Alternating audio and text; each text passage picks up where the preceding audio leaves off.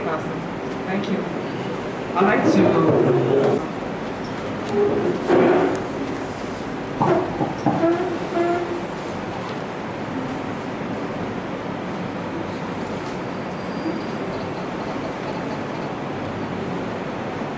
the former dean of Faculty of Agriculture and Forestry, Mr. Olabi, the faculty of the gender mainstreaming of the hospital project, Dr. Alero from Faculty of Education, the CSE, and all the participants.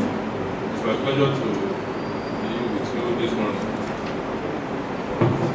to present maybe a good new message as the specialized sensitization workshop for newly employed security staff of the University of Ibadan. On behalf of the Governing Council, Management, Senate staff, and students of our university, I'm pleased to welcome you all to this specialized sensitization workshop that has been put together by the Gender Ministry Office. I welcome in particular all the gender focal bases that are here with us this morning. It may interest us that the gender sensitivity from the campus thus creates an environment for peaceful coexistence among staff, students, and service providers on the campus. The Gender Mainstream Office was established a few years ago, and I think Dr. Stella Nobody is the second person to coordinate it, starting from the time the former academic professor Abdullah Westgate was in charge. As the premier university in the country, and one with a very strong consciousness of its role in setting the pace in academic work, research and community engagement, our university has committed itself to both initiatives true to our vision of academic excellence. We are also concerned about the mission to foster the formation of healthy identities, a community characterized by equity, a sense of worth and fulfillment. The recent approval by the University Senate of the Gender and Sexual Harassment Policy documents is a good evidence of the commitment of our university to remain a beacon of innovation and transformation in Nigeria and the rest of Africa. I'm therefore filled with renewed hope and expectation that this workshop will strengthen our goal of providing a safe and secure workplace, void of any harassment of all categories of persons on our campus, in pursuit of which University of Ibadan stands out. It will be good to remark that opportunities for asking a balanced, objective, intellectual, talented questions and contributions will be encouraged, so as to create room for robust outcomes, in the light of which the university will be better for it. We are already creating the necessary platforms that can enhance mutual benefits in the area of gender mainstreaming the university. I wish to congratulate the current coordinator of the Gender Mainstreaming Office, my sister and friend, Dr. Stella Nobody, and our team of dedicated staff for taking appropriate steps and initiatives to translate the dream and vision of a GFO into reality. I also like to recognize the presence of my friend and brother, Comrade Inam, the chairman of the Council Committee on Security, I think you come to the ICT. Unless you have another job, you are supposed to come to them. It was supposed to allow you insisted to your mother. Tell her to stop. You know me. If it's me, I know you will not answer. Give it to your own mother to come. On this note, distinguished ladies and gentlemen, I once more welcome you all to this specialized dinner discussion workshop and urge you to put in your best in ensuring a robust discussion. I wish you all a fruitful deliberation and God bless you. Thank you. thank you very much, sir. Another round of applause for the people. I'd like to welcome the vocal president, Dr. Stella Nobody, for her welcome address. Thank you very much. The Deputy Vice Chancellor Academy, the Chairman of the Committee of Security, in person of Dr. Gani, Professor Janice Olawoye, first female dean of the Faculty of Agriculture and Forestry, and actually the person that supervised my PhD, Dr. Barrister Alero, the Faculty of Law, the chief security officer. Of course, because the chief security officer is seated right there, we can do whatever we like here. We are sure that we are safe. I hope so. We can see the way you jump up there. I was excited. You are welcome. I want to thank you, fellow participants, our security officers, both male and female. I want to welcome you all to this specialized gender sensitization workshop of the University of Ibadan. I am particularly glad that a forum like this is being organized to reorientate our newly recruited security staff. I am also glad at the interest which has been generated since we sent out our invitation to all sectors of the university. This is especially so since many of us are wondering what the gender mainstreaming on the sexual harassment policy documents are all about. I want to welcome in particular the Deputy Vice Chancellor of Academy, in person of Professor Olanika, and then other principal officers and other protocols right there observed. The purpose of running this workshop for the newly employed security staff is to reorientate the newly employed security staff on the objectives and existence of the gender equity and sexual harassment policy documents of this great university. We want you all to buy into it, examine it, and implement the practical ways in which gender issues impact on our personal, professional, and institutional lives. This workshop will therefore help to create an efficient, accountable, and participatory security sector that is capable of promoting peaceful coexistence among all categories of people on campus. It will also enable you to understand the different roles and needs of both male and female in our community, and then challenge any gender bias or discriminatory behaviors that may undermine the safety of anyone on campus. It will also help to create consciousness on gender and security issues, thus helping to apply a gender lens in the promotion of human dignity as you carry out your daily duties. We want to examine and implement practical ways of ensuring a safe and secure place for both male and female on campus. This will make the campus a peaceful and better place for all to live in. The committee of the University of Ibadan, I want to welcome you to this workshop, and I wish that you have a very productive session. Thank you very much. Thank you, Mark. I'd like to invite the Chairman, Council of Security, for his opening message.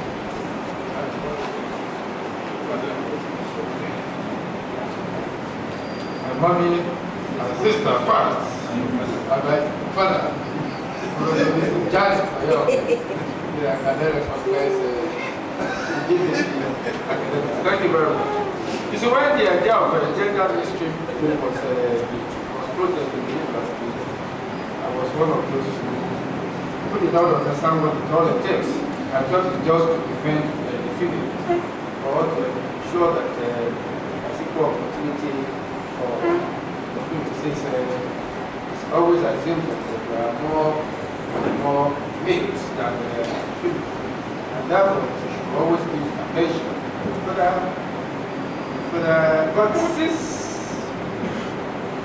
But I later became more educated. That was more gender mystery than just a female male or situation.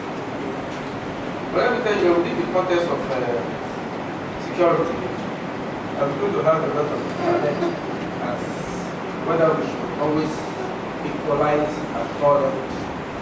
You cannot, for instance, go to the Commissioner of Police, the female Commissioner of Borno now, or Adamawa State.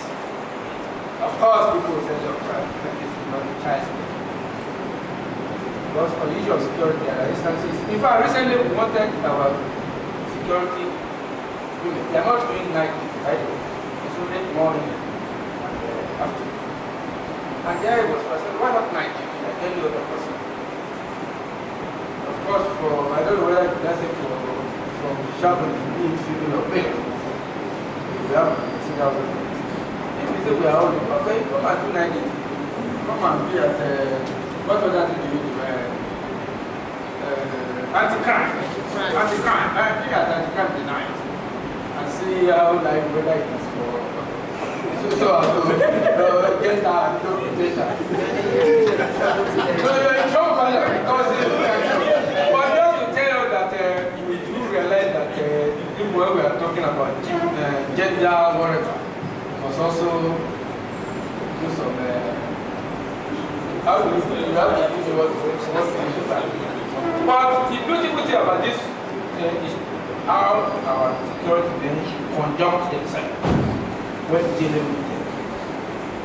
When you interrogate courts and everything, and I think that is where we will get. And this is in fact the gender sensitization that I wanted to impact. The idea of courtesy, even if you arrest people, you have to be so gentle so that by the time the person is writing yourself, you will still be smiling. And yes, and our men benefit from some discussions so that we are in an informed society where you must.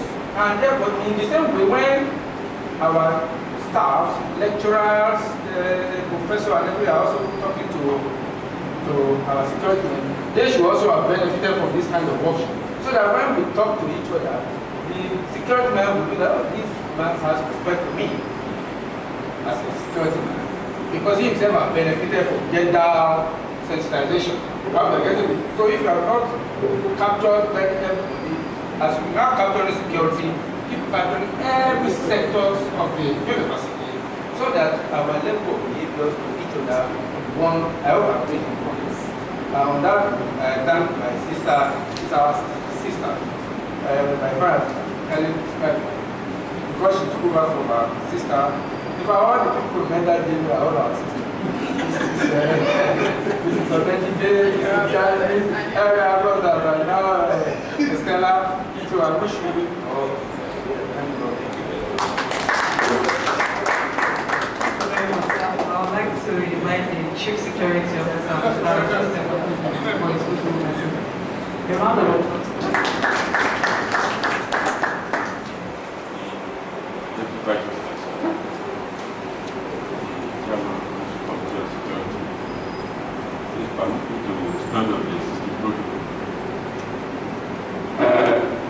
My boss has spoken my mind.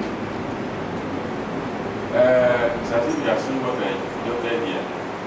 Initially, when I heard of gender mainstream, I thought maybe this is another women liberation. I thought, what is this? It's women liberation. These people, they don't want to be under us again, they want to liberate themselves. So I just look at it and whip it up. But I am better informed, like my boss said. I now know that gender mainstreaming simply means gender balance in the scheme of things in the society, which also includes the University of Ibadan here. And when things are balanced, it means the two sides that they divide will now enjoy whatever is on ground to be shared, and they also enjoy their relationship. Then I advocate that we should look for a robust formula that actually oil this balancing. For instance, like my boss said, I wouldn't advocate a 50-50 formula kind of thing. That to start with that one, it won't work. But we should look for a formula that is mutually agreeable to men and to women. And such formula, if it is generally agreeable, then it will be enduring. You can now say it's 70, 30, or 60, 40. We shouldn't start with 50, 50 from the beginning. Therefore, I now support totally the issue of gender mainstream, having seen the enormous advantage that we can derive from this practice. I therefore thank the organizers of this workshop and also the participants for coming, and I wish to have more of this. Because we still have reservoir of those that have not taken part in this workshop. But we do not pull them out at a time because it will affect our job. You know, our job security is a sensitive one. We initially wanted to bring 50, but it will affect our job. So we're now rolling out the first 45. The next time when you are doing another one, we'll roll out another batch. Thank you. Thank you very much, sir. I'd like to invite Dr. Stella Onebode to give us brief background on what the training and the objective of this workshop is all about. Very recently, some of our students, they went for this award scholarship, this award program, and they applied. And a lot of them started rushing, looking for the gender policy document and the sexual harassment policy document of the University of Ibadan. Why? I said, why are you rushing? They said, if a university does not have a policy, a gender policy, it does not show that university is institutionally advanced. And so they will score them down. So I have to start to sign and sign and sign and sign. And I want to tell you that at the end of the day, University of Ibadan, most of these awardees, they came from the University of Ibadan. They were given that award, and they are doing us good. And let me say that without that policy document, it would have been very difficult for a lot of them to really win that award. Can you clap your hands for me? The existence of the policy document has added a feather to the cap of the University of Ibadan, and we are so proud of it. I'm so glad that a lot of you are females too, and I guess you do night duty. You do night duty, you don't do night duty? Some of our porters, sir, some of our porters on the University of Ibadan, when they are on duty, they are there at night. And what we are saying, we are not saying equality, we are saying gender equity, fairness in participation, fairness in promotion. Once you are qualified, they should give you, the opportunity. I hope the ladies are listening, so that you don't sit down and just say, oh, my place is in the kitchen. Our place is not in the kitchen. You can still use your potential. You have been given the opportunity in the University of Ibadan. And as you are cooking, at the same time, you should be able to do your work, whether you are a male or female, does not really matter. If you are pregnant, I think I saw some pregnant women here. We will not exempt you from work because you are pregnant. Because you are able to do this work because you are capable. That's what we are saying. Fairness in participation. And so I just want to say a few things about this objective. Next, please. Is there a need for gender mainstreaming? I think I've answered that question. Yes, there is a need because it's a human rights issue. Because you have the right as a woman or as a man to participate in the scheme of things wherever you find yourself. So it's a human rights issue. You should not be deprived. You can speak out, you can be in the kitchen, do your best, and then do your work very well. Don't say because you are pregnant you cannot do all these things or because you are a female. It's a prerequisite for sustainable development. If you are going to say that a particular institution is developed, is to have a policy, gender policy, and you will know what it is to have the sexual harassment policy document in the universities. We don't want you to be a novice, so we want you to know and want you to carry you along with what we are doing in the university. So our objective, in fact, Dr. Daniel said it all, ensuring equal respect and value for the dignity and integrity of both male and female. That's the first objective. And I'm not sure he has read it, but that is his mind. It's just there, it's in his blood. Ensuring equal respect and value for the dignity and integrity of both male and female. We should have respect for both gender. Promoting equal rights and interests of students in projects, programs, research studies, recruitment, and other conditions of work. So when we have, you take your topic, now this one is relevant to our students, and I'm sure, in a particular class in our department, we have 20 students that are females in a particular course, and there are 2 or 3 females in that course. So the others are saying, no, we are going to mainstream men now because the whole class, in the whole class of a particular course, 20 students are male and females. You know, so we want to promote equal rights and interests of students in projects, in programs, in research studies, in recruitment and other conditions of work. Another objective is involving a gender-sensitive space for teaching and research culture. Structure, you know, they use baby, they use all these kinds of languages that should not be used. You know, when the lady is passing by, maybe alcohol or passing by a meal, or they use all kinds of dirty languages which should stop. Ensure that the dignity and integrity of both females and males are equally respected and valued. At the end of this workshop, we expect that we should take this hope. You know, just as the chairman, Dr. Danina said, ensure transparent operating system in academic and other matters debarred of demands of sexual gratification. You know, as we are seated here, in some of our halls, when we are sitting down in the classroom, some females just sit down like this and open their laps. And since the man that is teaching is not a stick, you cannot just open your mouth, you know, your lap anyhow. So you cannot harass the male that is teaching you. At the same time, if the male should also harass the opposite sex. You know, in our dressing, in whatever we put on, we should respect the dignity of each person. On this note, I want to just stop here, and then we just have the next item because we don't want to keep long because you know you just came from your places of work. We only have 50 for today because of the newly recruited staff, and we just want to make it very snappy. You know, so we want to go to the next program on the agenda now. We have a short parent by one of our students, who is a master student. They should come up quickly so that we can have a good photograph. Yeah. Ìwà ọ̀tọ̀ọ̀tọ̀. Ọkùnrin ti gba yìí nílé ayé tí bẹ́ẹ̀ náà lóbìnrin sì tún gba yìí láwùjọ wa. Ẹ wá wáyé aláìmọ̀ kankan tí kóbìnrin ò dáhùn kankan.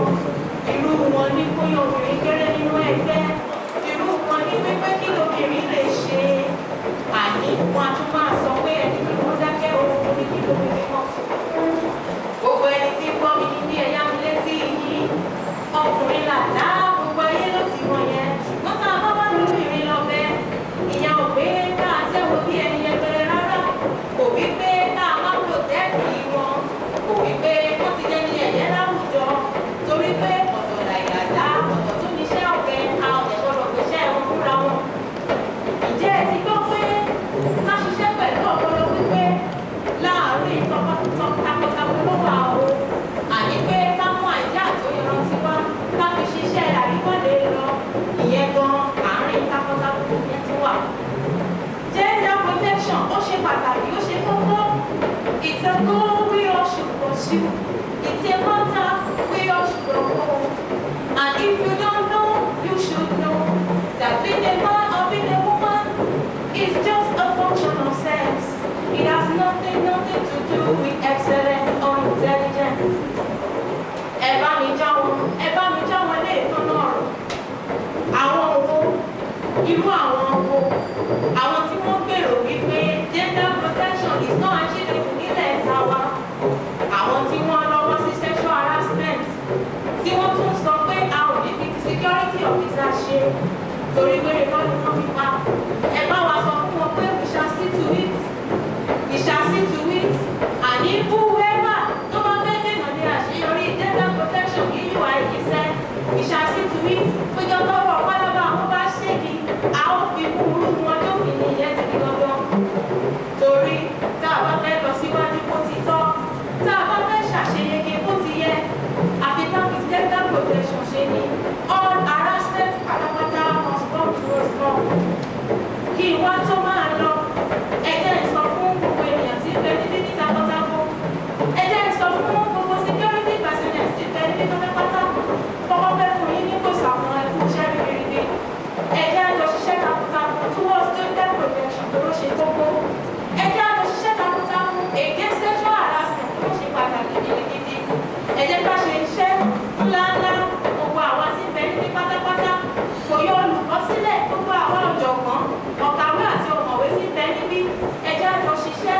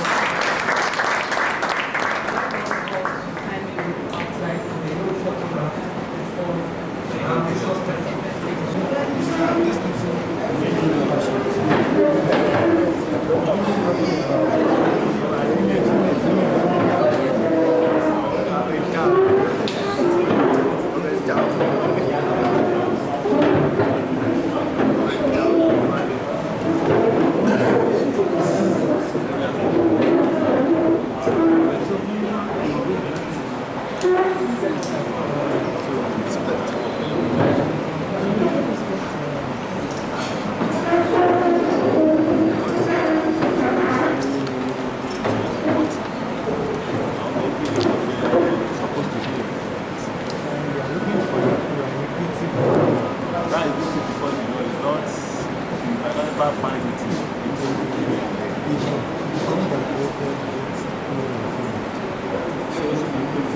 at all.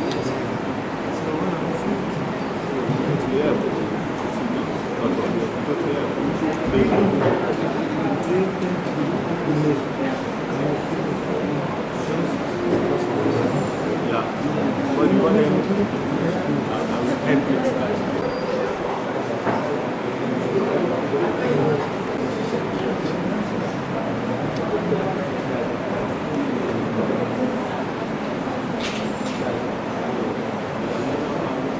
I'd like to invite the group for the dance drama.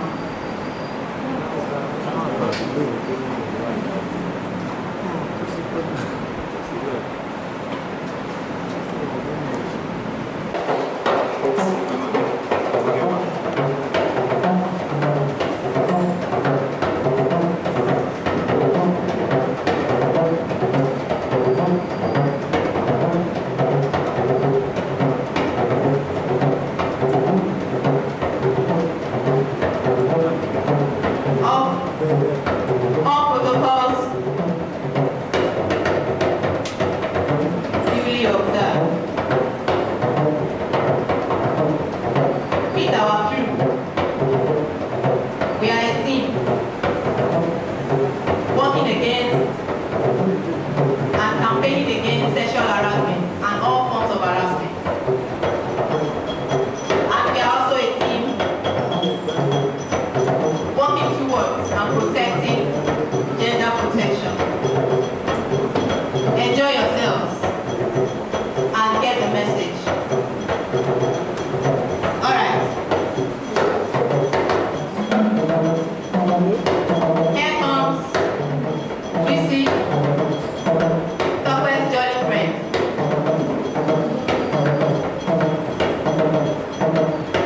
Students of our great Premier University.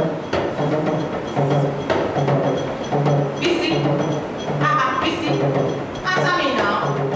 What is it? What are you reading? Now what? Hey, Busy.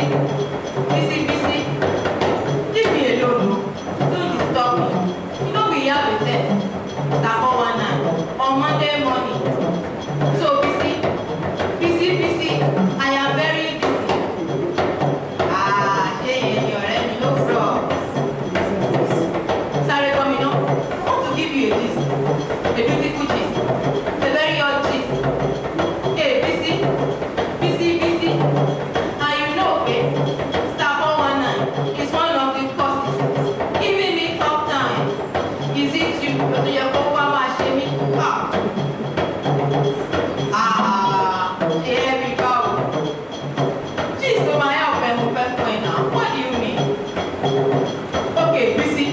I'm not interested. I am reading. I said I am reading. Loaded.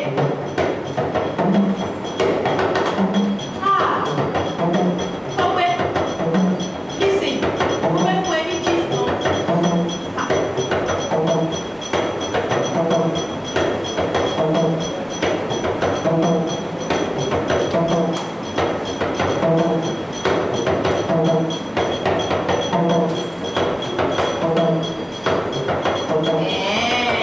Is that the reason that you are now shouting like a broken wagon, like a wounded beggar? Simply because you were by Ellen, inú ẹ lè jọjọjọ, èmi gan ò ráyè. Ọ̀dẹ̀, bóyá mo sọ fún ẹ pé inú mi korò ní kóra lọ́dún. Okay, I have the right idea. A very interesting idea. Oh my goodness. What else do you know? Busy, leave me alone. I said I am leaving. But seriously, this time around, you see, Sherry, I'm in business. My idea is bright, very bright.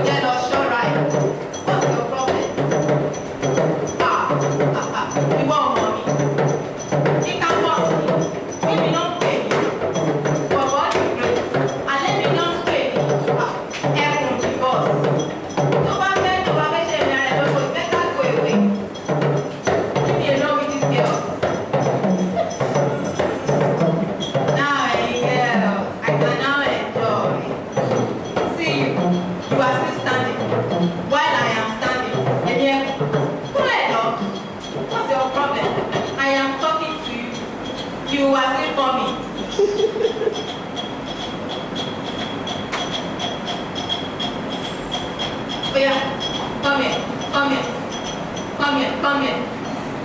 Ishonibi. Come here. Ishonibi. Oya pa. Oniko pull over. Aniko reverse. No, yes, pull over. Forward march. Forward march. Oya. No, she had to. Okay, go.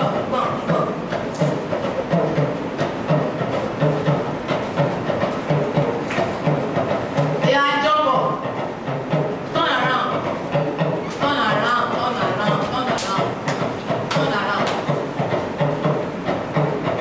Kí ló ṣe é?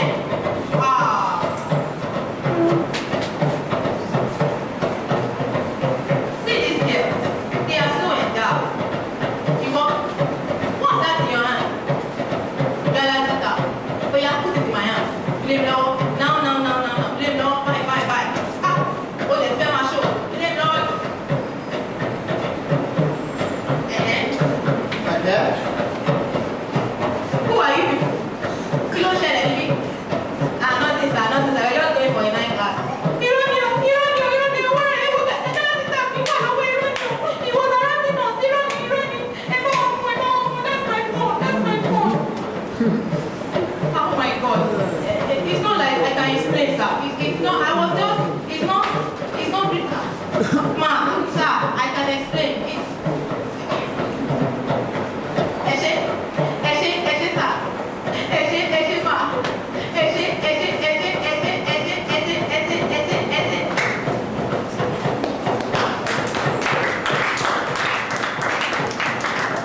But you two, our students, see the way you are dressed. I'm also a woman. You need to be careful. Look at yourself because of night class. See what you are wearing.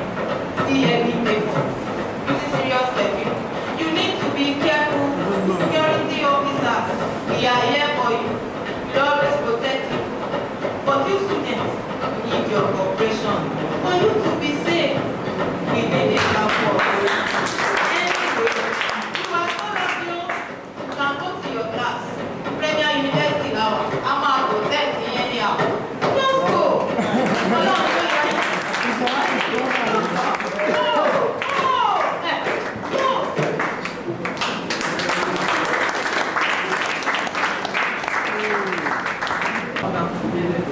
I'd like to invite Dr. Thomas to give us the downloads for the training. Thank you so much. I believe you enjoy yourself. Even without any lecture by now, you should know what is expected of you. But before we kickstart this workshop, we need to set some ground rules, which is going to come from you. What is going to guide us, what is going to be the ground rule. For example, the issue of will our phone be on or switch off, and we are the ones to generate those rules. So I just want to welcome suggestions from you, maybe 1 or 2, 3, 4 rules that we need to put in place that will guide this workshop. I hope you are getting it. So what I know this is a very disciplined set of people, paramilitary, and I know you have rules already. So what should guide us? Number 1, I want suggestions from us. Yes, quickly. Who is going to be our class coordinator? So that the person will document the rule. What will be the penalty for anybody who breaks the rule and all that. If you don't want to come up, I'm going to suggest somebody quickly so that we can save time. And we have said it, what it's not the issue of whether a man or woman now, but the responsibility can be done by either of the sex. Okay, I will pick somebody that is smiling. Madam, can you please stand up? Tell us your name. Thank you, sir. I'm Oladole Rachel. Okay. So I want to suggest that we should put our phone in silence. So anybody should not make any call till we end of this program. Thank you, sir. So Mrs. Oladunu is our class coordinator or class rep for this workshop. Please, can you write those set of rules down? Any other rule? Okay. Just tell us your name. Good morning, sir. My name is Adekoju Ademola. I would suggest having putting it in silence, we place it on the ground. Because if you place it up, you'll be receiving some calls at times, and that will distract your attention. So I would suggest you place it down, having silence. Thank you. I think that additional information is going to help us. I hope we are complying already. Okay, any other? Yes. I think since this show has a certain place and we said there should be a penalty, as far as it's concerned, anybody seen or caught which is our phone, for the meantime, when the workshop is going on, maybe the person should keep the phone on the right table. Okay. See, after the workshop. Yes. So, microphone. Switch the phone. Okay. I'm a brother to I suggest that no going out to this program here. Even if we are pressed. Is that acceptable? No. And the toilet is very close by. All you just need to quietly go to the toilet and come back. Okay, any other one? So I think we need to summarize this rule.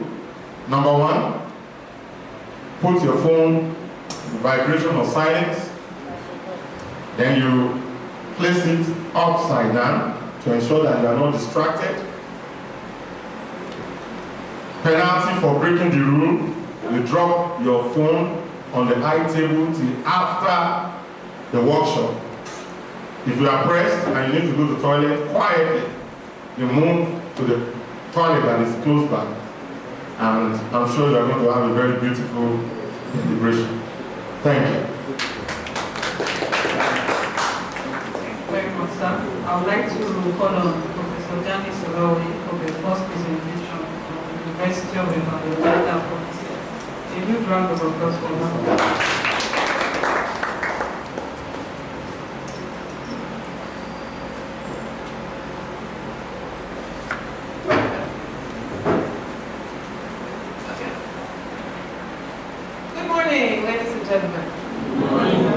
I always like being around security people because they're very disciplined, and if they aren't, I know who I can call to make them so. I hope that we're going to have a good time. Please understand that everybody has an idea about gender, and not all those ideas are really what we are focusing upon in this presentation. My brother Ghani gave some sentences that I don't think I quite agree with, but in any case, he has his heart in the right place. So we are going to talk about,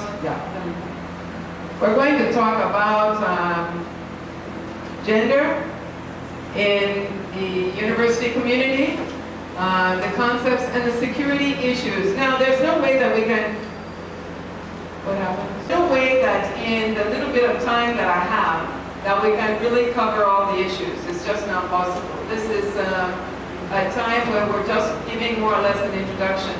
And the complete application of it would not be possible in the time that we have.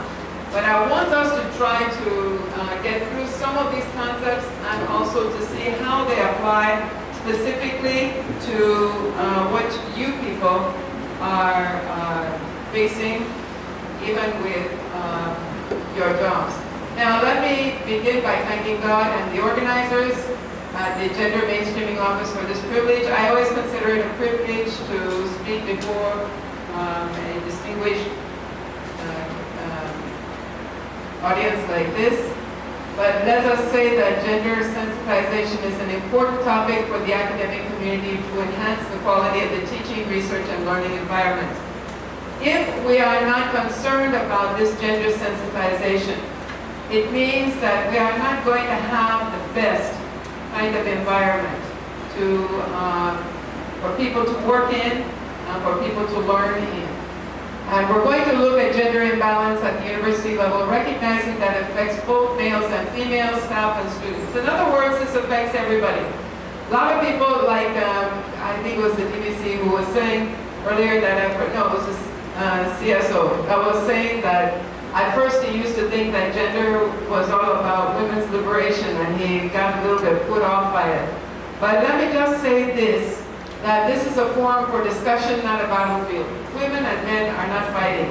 When we talk about gender, a lot of times in the early years, I mean, I've been talking about gender for many years, and in the early years when we used to talk about gender, it was almost like men would put their backs up immediately and say that these women, they want to take over the world, and it is not so.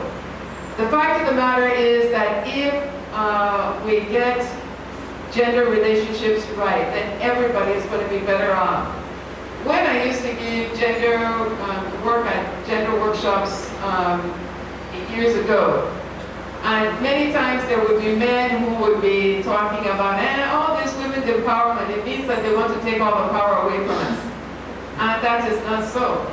So I used to tell them that, look, if your wife is making more money, it's going to take some of the pressure off of you. If your wife is able to improve upon her position, it's going to be good for the entire family. And so somebody will be saying, then my wife won't be controllable again. And I'd say that, well, a bad wife will be a bad wife whether she's good, she has money or she doesn't, whether she's in a high position or a low position. And a good wife will be a good wife whether she has money or not. So it's not a question of trying to fight over limited social privileges and so on. We are not talking about confrontation here. We're talking about let us create an environment where everyone can make the most of their potential. And so it's important to have a level playing ground for both males and females to actualize everyone's full potential. When they were talking about how women could not do this or women could not do that, I remember the kinds of battles they used to have when they first started having females in the armed services in the US and some other countries. And they would be saying, no, it's for men only. And when the women would come in, there would be all kinds of discrimination and so on. We're not saying that men and women are the same, because they never can be, biologically. But what we are saying is that when men and women have the same qualifications, the same abilities and skills, then there should be a level playing ground for everyone. So this forum is for newly recruited security staff, and this is particularly important as you will interact and handle many gender-related problems on campus. And so it's important for you. You see, when we're talking about gender sensitization, it is good for you as a person who is going to be working with people of the opposite sex to understand about gender relationships. But it is also important because you are going to be working with people and you are going to be solving problems that are involving people of both sexes. And so gender sensitization is important for you not only to do your job, but also in your relationships with your colleagues. There is need to assess where we are in the process of gender equality and the role that all persons should play in this process. You know, it is like if you look at a puzzle and you see that there are different pieces of the puzzle, you put everything together and you can see the full picture. And so gender is one of those things where we need to look at how everybody is performing a role and how do we work together so as to ensure the process of gender equality is actualized. And this presentation is based on the need for a gender-friendly environment, as we call it in UI. That's what the gender policy calls it, a gender-friendly environment. We'll consider the role of security to enforce that the rights of everyone, male or female, staff or students, young or old, are respected. And so we're going to look at some of the basic gender concepts and then how we can apply them to life on campus and how UI has developed a gender policy for the benefit of all stakeholders. Now, background assumption is that we are all somewhat knowledgeable about gender, but many people are misinformed. Everybody says they know about gender, and maybe they're talking about women and men. But many people are not fully informed, they are misinformed, they are uninformed, and therefore they do not understand the basic objectives or the need. Society is made up of males and females. This room is made up of males and females. All right, and there are sexual and biological differences that exist and are the same across every society. In other words, every society has males and females. It is the females that carry pregnancy. It is the males who, we understand the biological differences are the same, whether we're talking about people in America or Britain or Nigeria or Asia. Male and female sexual differences exist, biological differences exist. However, when we talk about gender, we're not talking about those biological differences. Those biological differences simply place us into the category of either being male or female on the basis of sex. But when we talk about gender, we're talking about those kinds of things that are socially assigned to somebody who is male or female in any particular society. And so what is acceptable or appropriate for males or females in any particular society to do, or how they should dress, or what they should say, is socially determined. It varies across social groups and forms the basis for gender differences. It's just like if I go to the northern part of this country, and I want to greet a man, and I hold out my hand, it may be considered to be unacceptable for that group of people because they may feel that men and women who are not, related or husband and wife or whatever should not touch. And so there is a gender role, there is a gender relationship. I was in the north doing some research one time, and I was talking to women who are in seclusion, who are in Buddha. Now, certainly for me, that would be an unacceptable role because I wasn't brought up that way. And so, I used to say I would like to see the man who's going to keep me in the house all the time, I'm a traditional housewife, and I make sure, like before I left, there was breakfast and lunch on the table for my beloved husband. However, I also have other things I want to do. And he, because he's very gracious, he allows me to do so. But in the north, in certain places where they're secluded, the women cannot even come out at all. All right?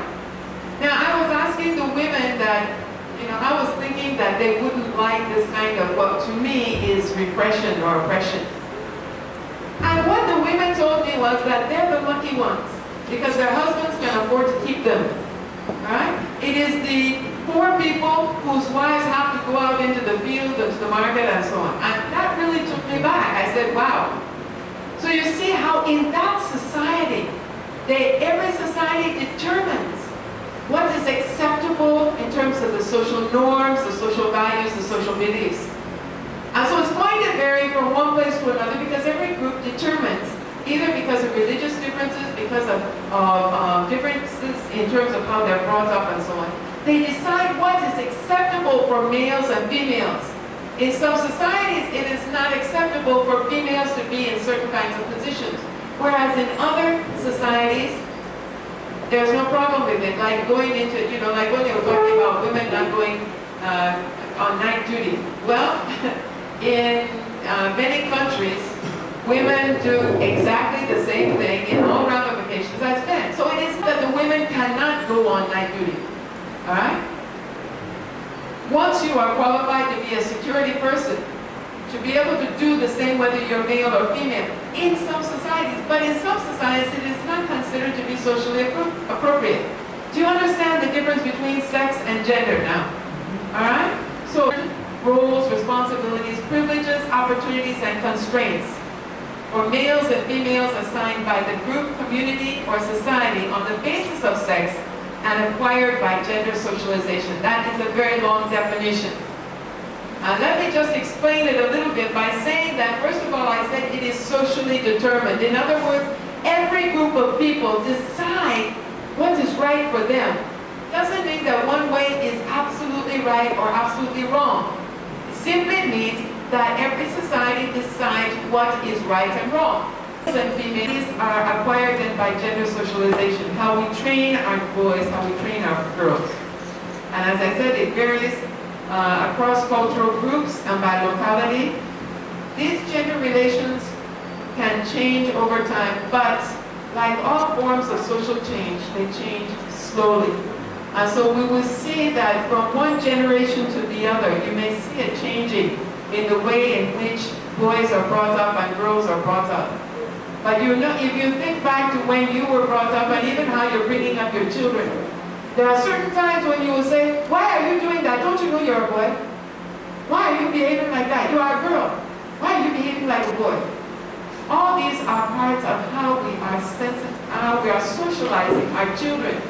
And in many cases, we are preventing them from becoming all that they possibly could be because we're putting limitations on the basis of gender. This kind of a situation. Now, gender blindness is what you would assume it to be, that people are blind or they're unable to see that situations may have a differential impact upon males and females. And the result is that there is no attempt to incorporate gender into the planning for stakeholders. Let me give you the example of, I'm home mistress of Queen's Hall. And there are certain kinds of security measures and so on that we are concerned about for the girls in Queen's Hall, Idia Hall, Owl Hall, that would not be so much of a concern in the halls that are for the boys. There have been cases of girls who are afraid to go to the toilet at night because there have been cases of a man is lurking somewhere. I've fought very hard to ensure that there's better security, better lighting, better, at one time we had CT scans, cameras around so that we would be able to see in different places and so on. So to me, the issue is more critical in the girls' hostels because they are more vulnerable to attack. All right? And so sometimes we have to recognize that it is not everybody has the same problems, everybody has the same challenges, everybody has the same levels of risk. Sometimes we need to recognize that what we are doing may affect people in a different way. Just like if one of the members of staff did get pregnant, that's not going to happen to men. All right, your wife can get pregnant, but you're not going to carry the pregnancy forward no matter how good a husband you are. And so if we now say that there's absolutely no difference on the basis of sex, then we are being gender blind. Understand that gender imbalance is a reality. This is not just a theoretical idea that exists. It's not just that people came up with some of these ideas and said, what else can we study about? This is a reality. Gender stereotypes present challenges to women as they try to compete in a society that often does not give them an equal chance to progress. And this is why there are relatively few women who reach the top in administration or other positions in any organization or group. I will give you the example of, they have said that I was the first and so far the only female dean of the Faculty of Agriculture and Forestry, even though there have been 25 deans now. And one of the problems has been that some people feel that a woman should not be heading the Faculty of Agriculture and Forestry of the University of Ibadan because it's a man's world. When I went up for the deanship, there was one of my senior male colleagues who was saying that, you people, he was talking to other people and I got to hear, you people have no shame. A woman as the dean of our faculty, agriculture and forestry? Not only that, but she's a rural sociologist. She's not even an agri person proper. Besides that, she's white. You know, I mean, he had a real serious problem. But you know, the same person at the end of it was the person who commended me at the end of the deanship. You know, it's not a question of, you know, if you have organizational capability, you can do the job. It's not a question of you have sex or, you know, one sex or the other. I would just throw this story in because I love telling this story. There's an association of deans of agriculture in Nigerian universities. And of course, when they meet, it's like all the boys are getting together, right? Because almost all of them are male, right? Virtually all. So the first meeting that I went to, I arrived there with the president of ADAN, who knew me, and we were coming from another meeting, so I rode in his car. I was sitting in the passenger side, he was sitting in the owner's corner, and when we drove up, of course, the other deans all knew themselves. Being a rural sociologist, they didn't know me because I don't usually go to the Association of Animal Sciences and all that. And so when I got there, they, were greeting the president very well, and they would just look at my direction and say, when somebody goes, My sister later, she will be talking about harassment by language, right? And I didn't say anything. They were all just sort of looking at me like I was either the wife or the that had come with the president, and maybe I was just somebody that he brought along, Anyway, all of those are gender stereotypes, right? So when he now introduced me as the dean of the Faculty of Agriculture and Forestry of the University of Ibadan, where many of them had gotten their degrees, they all changed all of a sudden. See, I was the same person. I'm still female. You're looking at me, I haven't changed. And yet all of a sudden, welcome. Welcome. You are, And I said, you guys, if you don't behave yourselves, I'm going to start talking to people to take your certificates back. They treated me, after that they treated me beautifully. But when they first saw me, a woman, as a dean, what's she doing here at our meeting? As if to say I didn't belong. We're getting my point at all. Are you benefiting anything? You're so disciplined. I'm so used to people who will respond, but you're so disciplined that I sort of want to make sure that you're with me. So you're with me? Yes. Smile a little bit. All you security people, you have such a... You can have that at the gate, but... We've come a long way, but there's still a long way to go. At one time, females working in the formal sector, including universities, suffered many disadvantages because they were women. Things have gotten better, and there is a balancing. There are still gender gaps. We still see that at the higher levels of administration and management, males still dominate, and the informal sector is where females are still particularly active. I want to show you this in terms of the changes in academic staff at the Faculty of Agriculture and Forestry. Back in 1991, out of 103 academic staff, there were only 9 female academic staff. I was one. And so there were only 8.7%. But you can see over the years, the percentages have increased to the point where now, just a couple of years ago, out of 123 academic staff, 33 are females, and this is about a little over 1/4 of them are females. So the balancing is getting better. Now, when we look at non-teaching staff, if you look at secretarial and clerical kinds of levels, you will find out that the females would have been higher than the males. All along. Gender socialization and career choices of males and females. The findings on gender-related differences in the formal employment of males and females is significantly related to the educational and socialization differences for males and females. The gender socialization of children often reinforce that certain occupations are for males, like agriculture, like technology, like sciences, like mathematics. And other occupations should be carried out by females, like nursing and teaching, all right? So for a lot of people, when they were growing up, it was like girls go into nursing, into teaching, into secretarial. Boys go into technology and architecture, sciences, and agri, right? Because that's for boys, right? When I was growing up, everybody in my family, every female in my family, not only my sister and my mother, but my aunt and the wife that my brother married, they were all nurses. And I'm always doing things that are not expected. Gender socialization and behavioral traits. Girls are often trained to be quiet and accept situations of inequality, particularly when opposed by or oppressed by men or boys. This is why very often you find out when a girl is raped, she will not talk. Number one, she does not want anybody to know so that her own reputation will come down.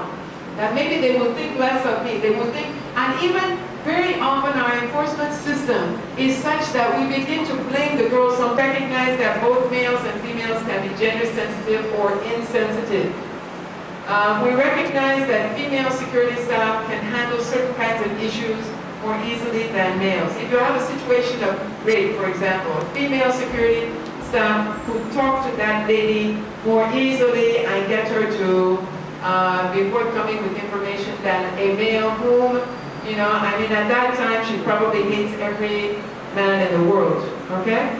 But the fact is that not every female is gender sensitive, all right? You have some females who, they do not understand that it is necessary for us to work together.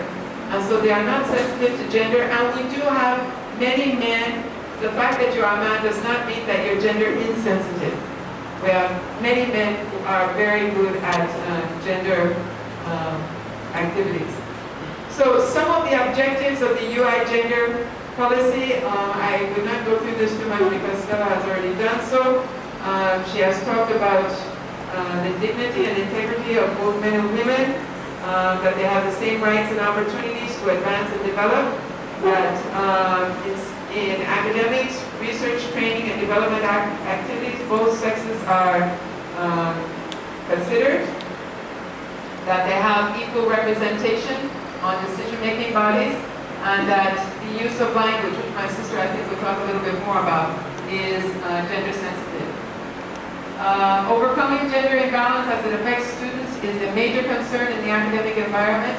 There has been a gender balancing of male and female students that have, in some disciplines that traditionally have been reserved largely for males, and yet some courses are also traditionally having more females than males.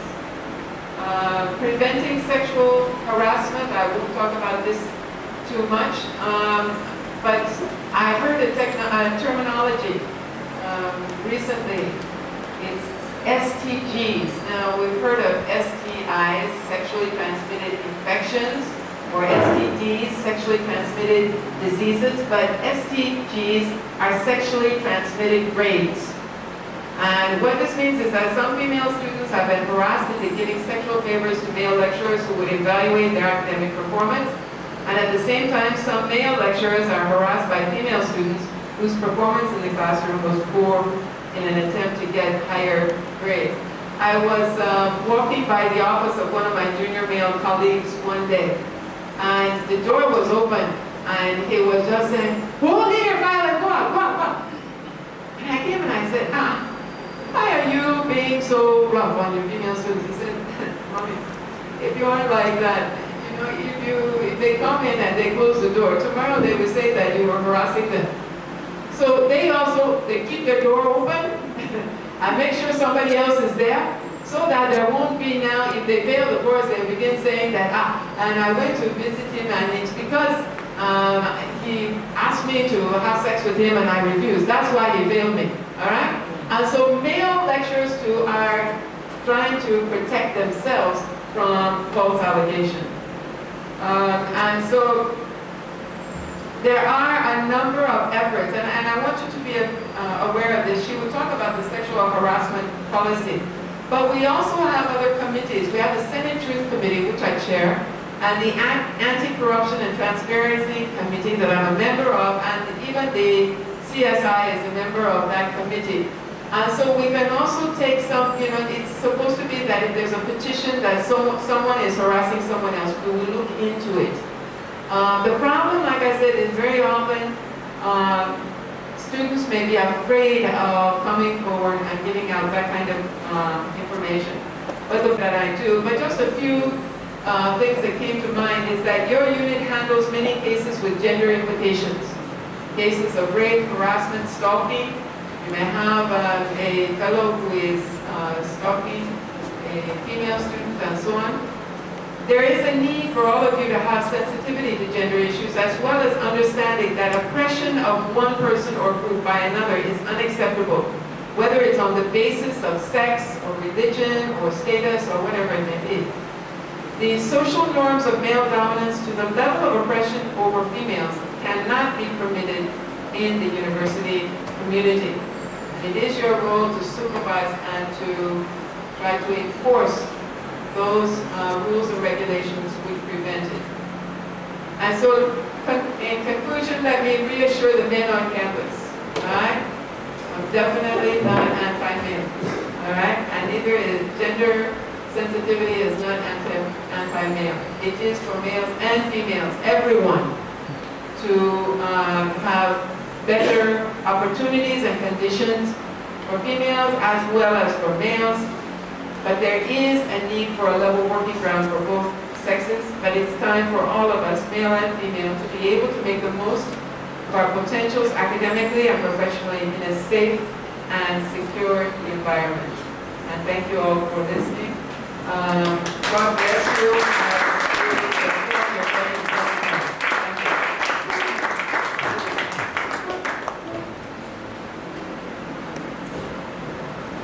Another round of applause for her.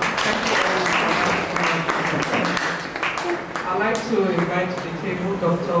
Nike Omoshi from the Department of Chemistry. She'll be chairing the next presentation. And I'd like to invite Mr. Okuruga from Javan in the high table. I'd like to call on Dr. Adero for the next presentation.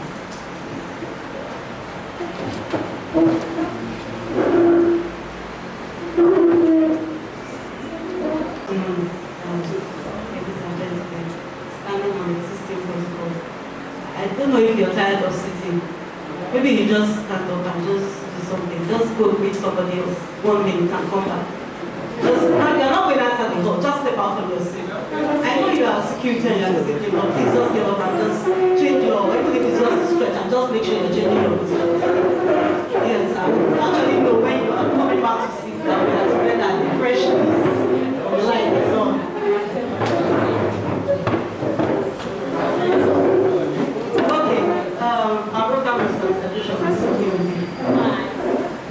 Alright, can we be on our knees?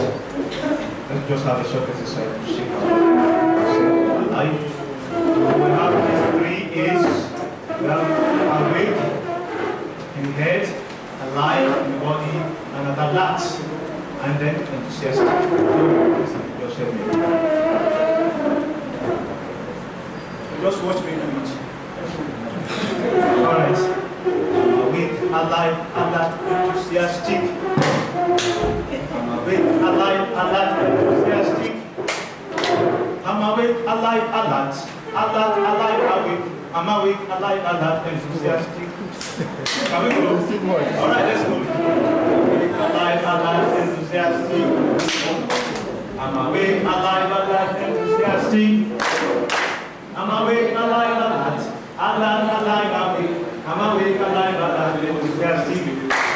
I'm awake, alive, alert, enthusiastic. I'm awake, alive, alert, enthusiastic. I'm awake, alive, alert, awake. I'm awake, alive, alert, enthusiastic.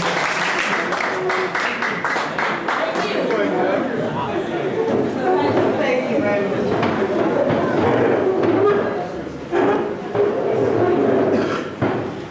Well, for most of us that are aware, and some that are not yet aware, the University of Ibadan has both a gender equity policy, equality policy, as well as the sexual harassment policy.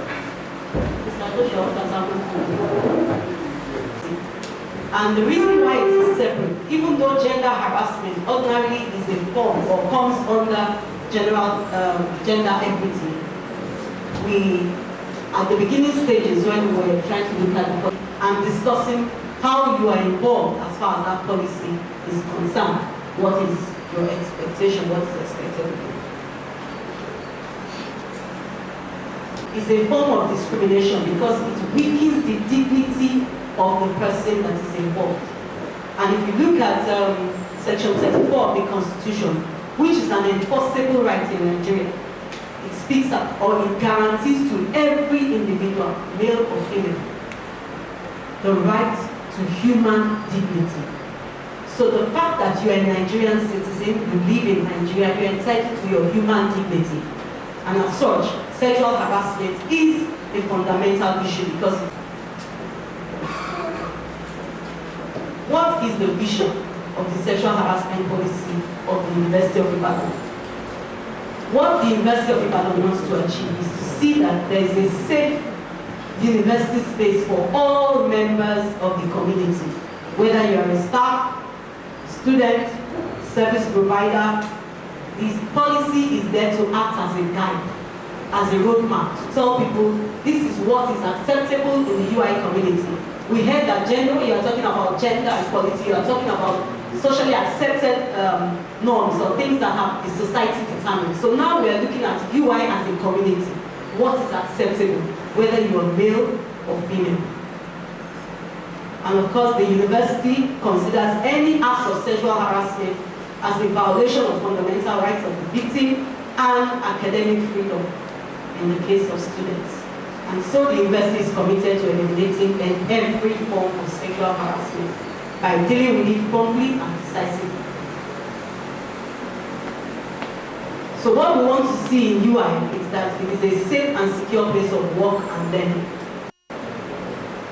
Safe and secure place for work and for learning.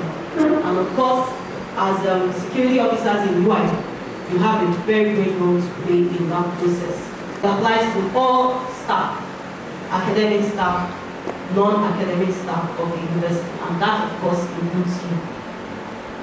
It applies to all of our students.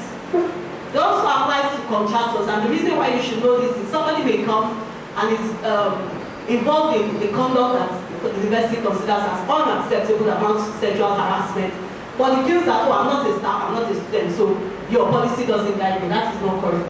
As long as a person is operating within the university community, he's bound by our policies. So a contractor to the University of Ibadan, or a service provider, you have somebody coming in as maybe people that come to do repairs, people that come to provide services, they are also bound by these policies. So if they are found engaging in conduct that is unacceptable, then of course, you are free to arrest them and say, look, this conduct is not acceptable in the University of Ibadan community. So it is binding on our contractors, service providers of the university, visitors to the university. So even if somebody comes to visit and engages in conduct that amounts to sexual harassment, it's bound by this policy, and you can pick it up. It also applies to other groups of persons to the university, including but not limited to children, wards, and other dependents of staff. Because we have people who, staff who are living in the university premises and they have dependents. They may not be their children, but they are their wards, or they come to stay for one reason or the other. Maybe they are working as maids or working as some other form of house staff. They are also bound by this policy. So no matter the category of person, as long as you're within the UI community and you operate within the UI community, then this sexual harassment applies to such people and is binding on them, and you can actually restrain anyone or confront anyone as part of your responsibilities as security officers. Because I want to hear from you that, in your own opinion, what do you think sexual harassment means? Ordinarily speaking, anybody. Thank you very much. First of all, I want us to identify the causes of the sexual harassment. The meaning of this, to my own perspective, is when someone is trying to take it to them because of their position, maybe in the office, or maybe to get something from you, to replace what you want from you, or to impose something that you don't want when you are offending. She says when somebody is asking for sexual favors in exchange of something else that you want, you send the other person.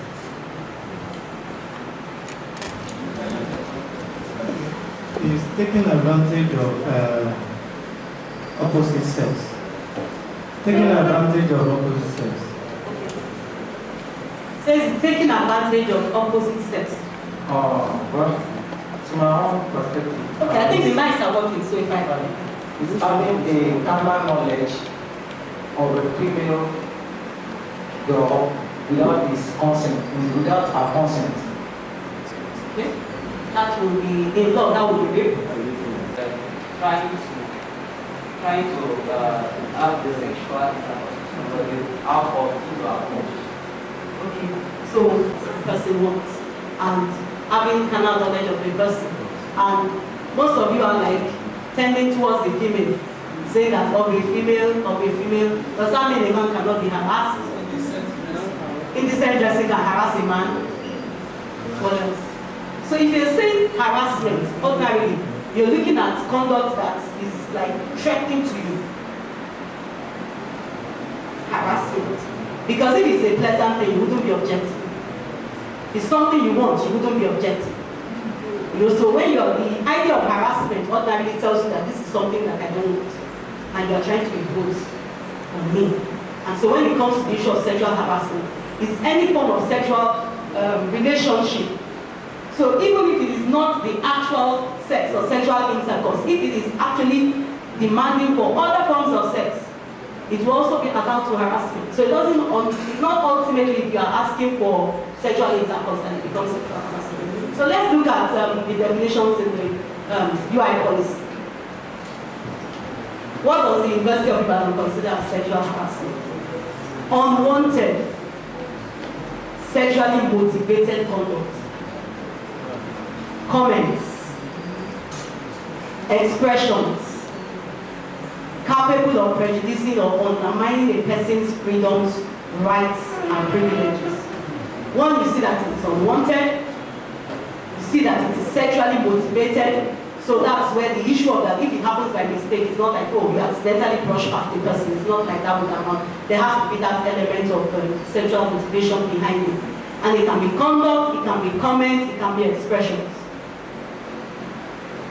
So if you don't have, if the expression is there and you haven't said anything, you haven't acted it out, will it still amount to sexual harassment? Under this policy, yes. Because there is the issue of prevention and the issue of awareness, so that it actually motivates your conduct or guides the conduct. So if you're just having the expressions without talking or without putting it in, it is still covered by the policy.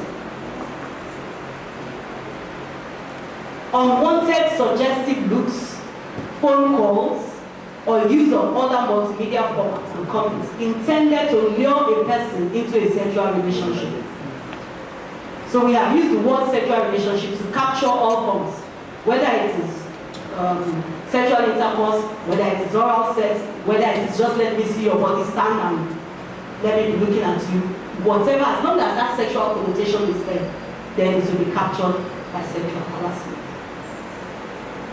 Again, like I said, harassment will ordinarily speaking tend to look as if it is something that will have been happening over time before you say it is harassment. As far as sexual harassment is concerned, it can happen once and it will amount to harassment.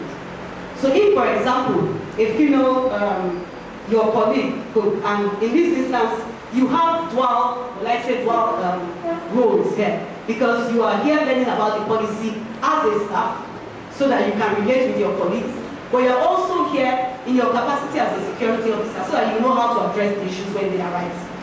So if peradventure it is, let's say, a female colleague, I don't know what form your changing rooms or something, whether you have them. Do you actually have them in UI when you dress on home? You have changing rooms. You have to use the restroom. That's different. Okay, so let's say somebody who you don't know that, because ordinarily we'll be talking about the opposite sex, but they say the word is advancing. And now you can even talk about the same sex, sexual harassment.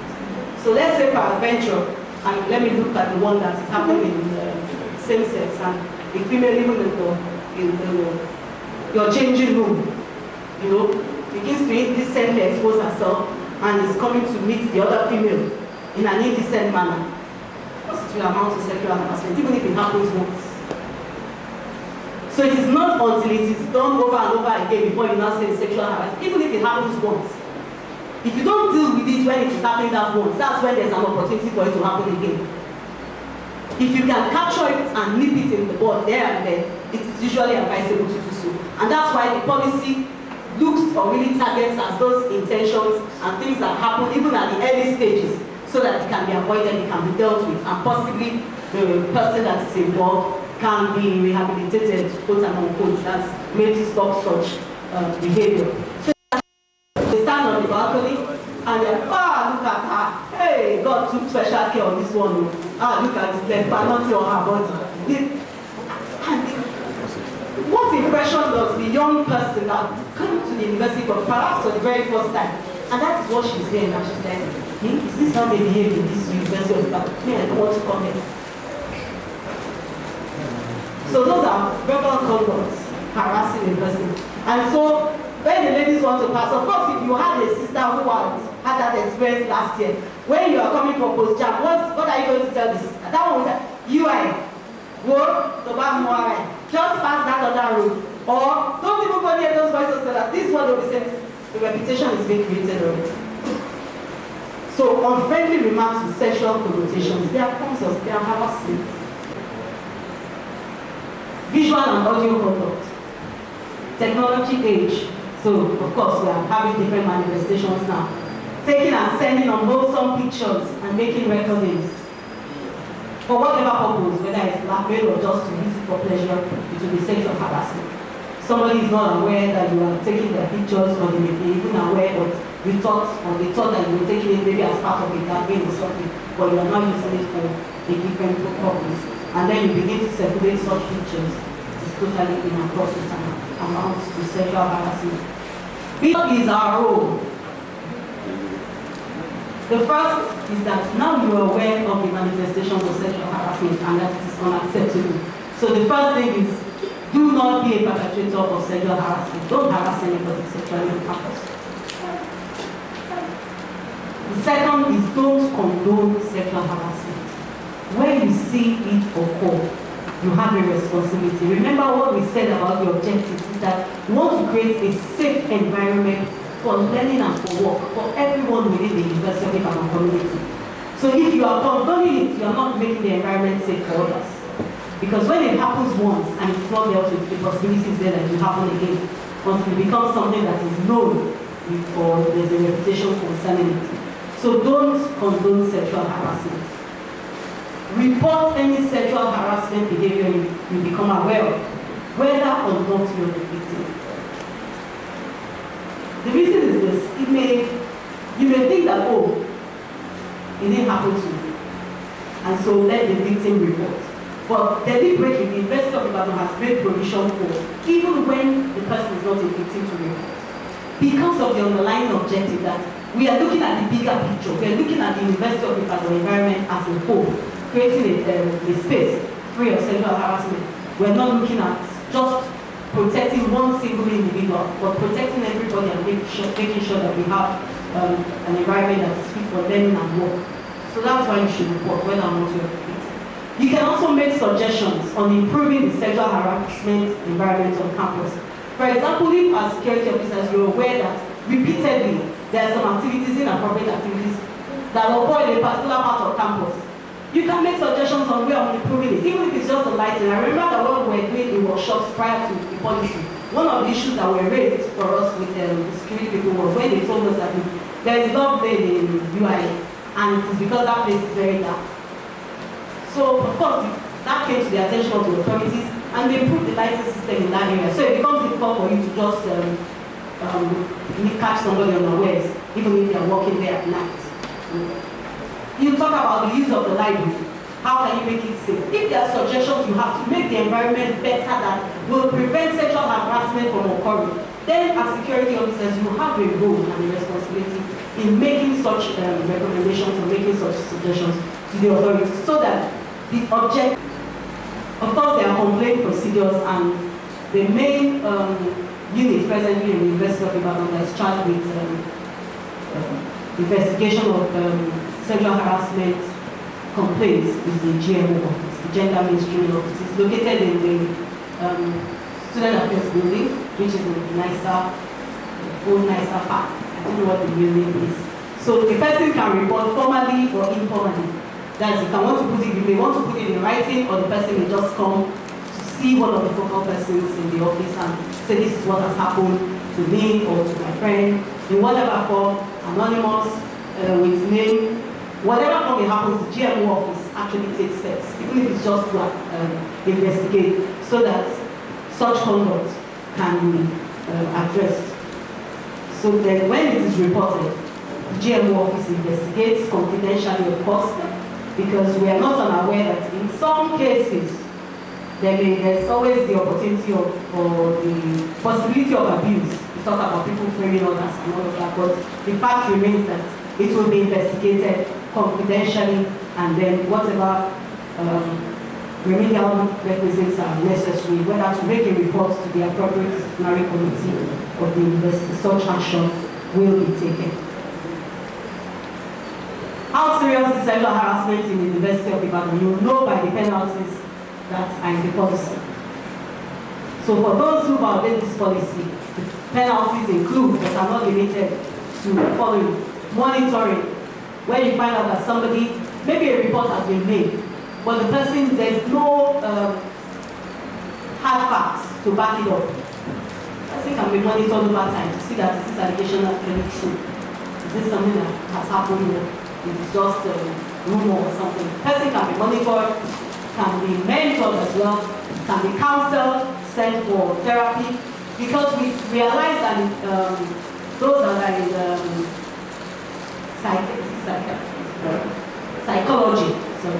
psychology has made us to understand that there are some people that actually have problems in this area. So when you find out that it's a psychological problem, you can actually send them for counseling and for therapy. They can be warned, written warning, oral admonition, transfer from that unit to another where it is just one target of sexual harassment, probation, suspension without pay, demotion, removal from administrative duties where it is happening because of position, expulsion where students are concerned, dismissal where staff is concerned, and any other disciplinary action which the University of Ibadan may deem fit. So necessarily, once the matter is reported to the staff disciplinary committee or student disciplinary committee, as the case may be, they're free to recommend any of these disciplinary measures, and of course dismissal being the height that the person can actually be asked to be relieved of his duties in the University of Ibadan. That is how serious it is. So I thank you for your attention and be open to the same question.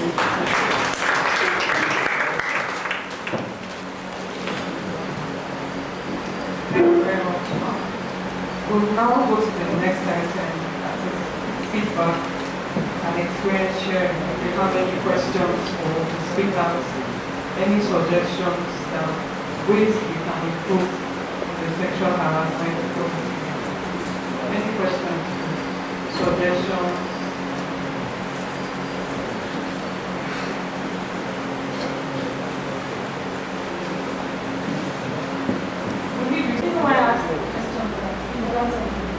What are the causes of this sexual There was a day I was working on the first place. So the lady wore a clothes, transparent necks. Someone was passing, one was asking his colleague that, "Guy, you are students, dress like this?" I know. So I think our students, females, before they go out from the hostels, the portals, they should be checking them very well. So that they will not be dressing anyhow. Because the man was saying that this is the first, the best of our Federal University, and the ladies are dressing indecently. So this one should be eradicated. As far as I'm concerned, please, from the gates walking, I used to check them. Because look at them. They will open their dress, they will open their breast to the extent that it is only nipples that remains for them to show their boobs. So we should try to curb them, especially those that are staying inside the campus. Thank you. I went to a private university. I went to Bowen University. Before you actually bring in your luggages when you're through from the break, before you come in, the porters, they actually check what you brought in. They check your clothes, whether it's decent or not. At times your parents are there. They actually check it, and then you have to return some of those clothes home. It can be, we might say it can be possible in UI, but there's a way it can be done.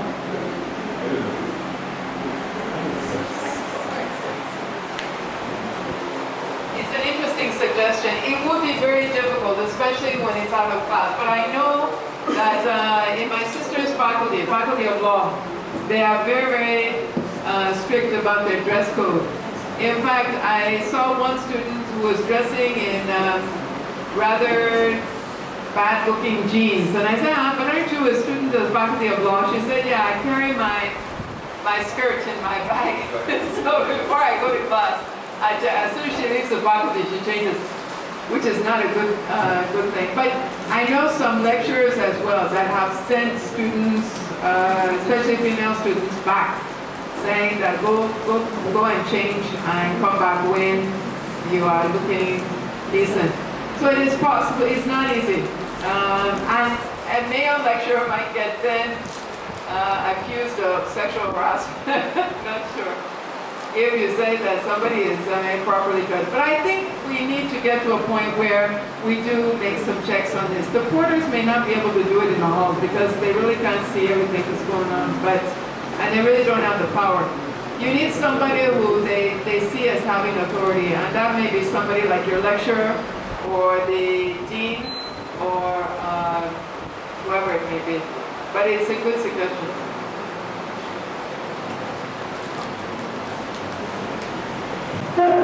Yeah, good afternoon, ladies and gentlemen.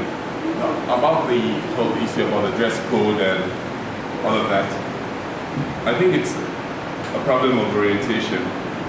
So for instance, if you ask a girl not to leave a hall, I mean, if you restrict what they can wear to leave the hall, they simply wear what you want and then get into the car, like Prof already said, and then change into whatever it is if the mind is not already tuned to that.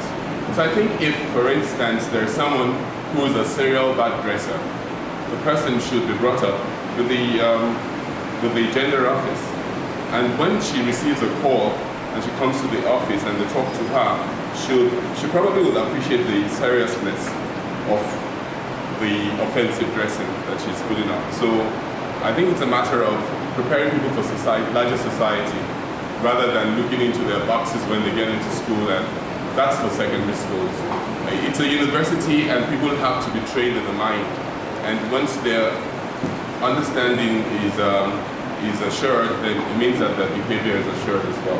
So that's why I laughed when you were, because I do know that it happened in Queen's Hall where they had this regulation about dressing, and the girls would actually put on a rambuba in the evenings before they leave, and then underneath they had all their mini things, and once they got out of the hall they wear something else. So we don't want double life. What we want is people who are sensible and responsible, basically. Thank you. Thank you. I was just thinking of a scenario, taking my mind back to our school days. Some of our departments have doors that are locked. What if, as an elderly security man, I see this young girl that would be my daughter, coming after school hours every day, and a particular lecturer wants to open the door for her? How would I get involved as an officer? Because we said, the last speaker said, you can report if you know of cases of sexual harassment. What would we call that? Is the girl, when we talked about STDs, sexually transmitted grades, it's common now. So what can an officer do in this situation? You said this authority, a particular lecturer, bringing in girls at odd times. What can you do as a security? Thank you. What a person who just came into this system, and they said, I heard that, coming into this university, we came full of students and staff. Like I was going to technology, so I saw this lady. I was shocked. I wanted to call her so that this thing which is not good. I wanted to say, but I was after that. I called this girl, I was this lady, like I said, this back to your order to change. Maybe it is not a hair. So we are wanting to do, maybe she should not fail in her life. So what is the, for our security aspects, what can we do? Maybe we should call them or have to do that. You understand what I mean? So that they won't feel that maybe we are doing anything for them. So that's my question. Okay. A period of time whereby there is a lot of complaint about students being attacked in the night about maybe sexual harassment during the period of 8 o'clock. Maybe they are working alone. My suggestion is that maybe the message should be passed to our students that they should avoid working alone during the period of 7, 8 o'clock in the night to avoid sexual harassment. Thank you. We also have the sensitization workshops for the students where some of those suggestions have been made to them about decent dressing. And it's in the policy for the gentleman that asked about approaching the lady that dresses indecently. Courteously, that was what the chairman of the Senate committee said. When you approach a person courteously, for example, if the person that is dressing indecently, I'm the security officer and I want to tell her, which kind of hope did you come from? Look at the way you are dressed. Did they bring you up well at all? Now, what response are you expecting? So, courtesy and respect is appropriate, even when somebody is an offender.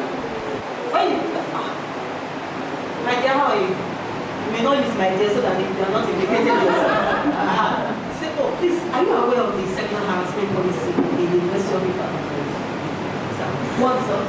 No, I just want, I'm sure, because there we talk about decent dressing and all of that, and I'm aware that sensitization workshops have been made. So maybe we want to look at that policy and comply with the dressing. You are not abused that, but she has still gotten the message that the way you are dressed is not appropriate. But you have not used your own words. Sexual harassment policy of the university. That's why laws exist, to tell the person that what you're doing is contrary to law. So you can do it. You actually have, that's why we're informing you about what the policy says, so that you can actually be confident in approaching people, staff or students, based on the policy, not based on what you think. Okay? And, okay, the lady at the back, the first person, with ladies at all times to the office. There's no way to tell whether it's girlfriend from outside or student from inside. There's really no way to tell, except if you have reason to believe. You have reason to believe that these are students and they are going there without their consent and all of that. Then you may want to bring such to the knowledge of, that's why we talked about investigating confidentially. You are fulfilling your role as maintaining a sexual harassment-free environment for the campus. So it is not to approach the person concerned, but rather to say, oh, I have observed, you can come to the GMO office and everything, reports that are made are treated confidentially. So when reports are made to the GMO office, we say, okay, this particular lecturer is issue of monitoring, and say, okay, let's investigate and see. Somebody may be assigned, say, okay, you have seen this particular person, can you ask her questions? So you don't confront the person concerned without substantial facts, otherwise. But if you have observed something consistently, you can make a report to say, please, can you investigate this matter at adventure? Yeah, one of the problems with trying to discover if a lecturer is harassing students is that very often the students will not come forward, they won't talk. And so it's very difficult to, for you as an outsider to discover. And that's why the GMO office is better equipped somehow to be able to investigate some of these things. And that's why you should report them. But I mean, even when you're in a department or you're in a faculty and you know that somebody is, harassing students, it can be very difficult to substantiate it because, of course, the person is going to deny it and the student will not want to get herself into problem. Most likely it's going to be herself. And she will be thinking that this person will make sure that I never graduate in my life.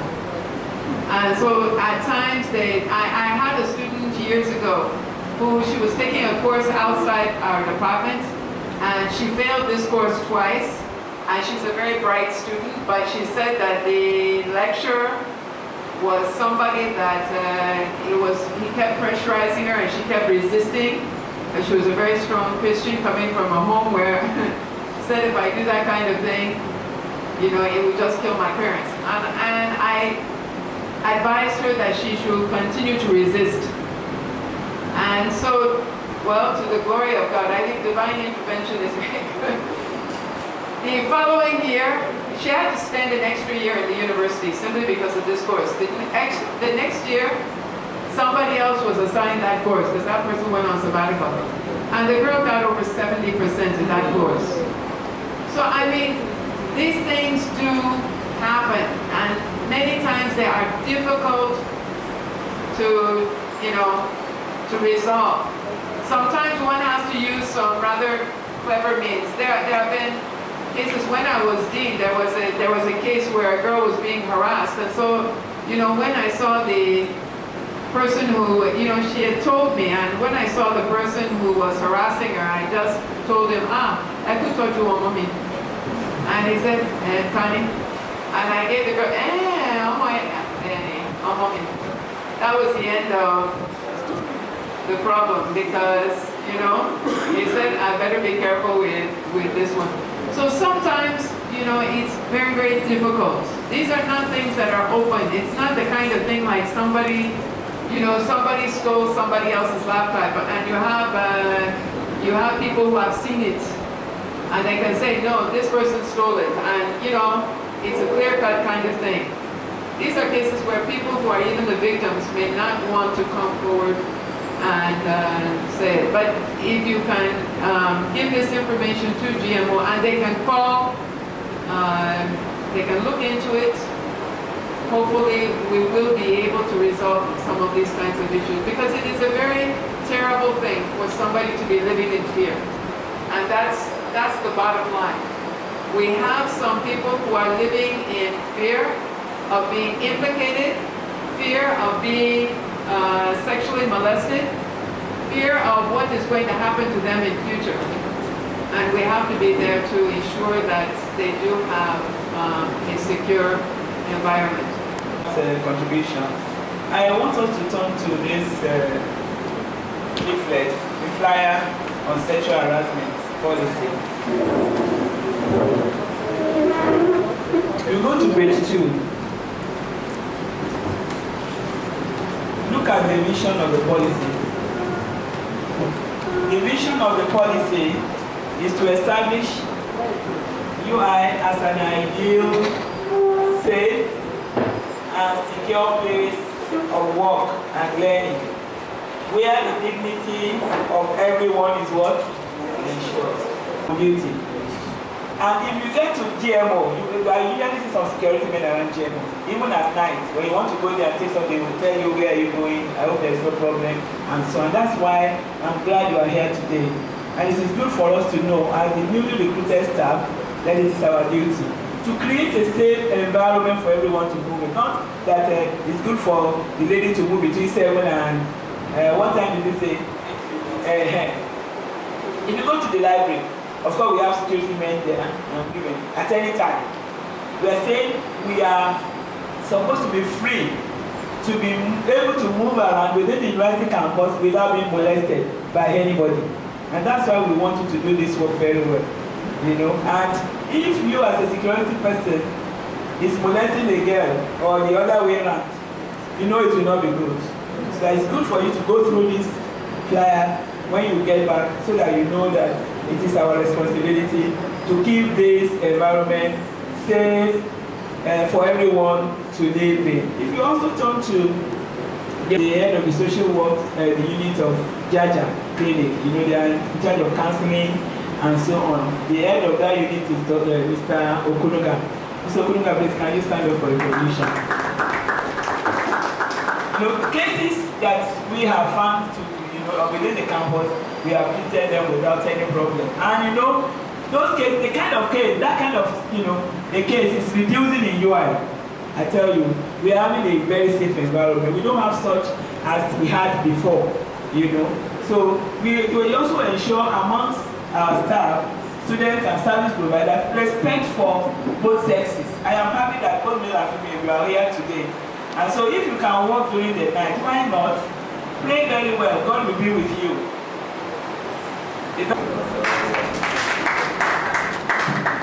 Hold on, Mr. Okuruba, for the vote of thanks. It's a pleasure having every participant around. All protocols duly observed. Together we are going to make UI to be free. Free in the sense that you can come here, whether you are male or female, and you can aim at achieving excellence in which you are noted for. I have to appreciate the DMO office for organizing this program. I thank the experts, our mommy. We have so many mommies, and we have our daddies. One of them has girls. So all the people that have come and the chief security officer that allow you to come, please send our women's greeting to him. I really appreciate everybody, and I pray that together we are going to make UI to be safe, gender sensitive, whereby there will not be any molestation or oppression. Thank you for coming. Thank you, thank you, thank you, thank you.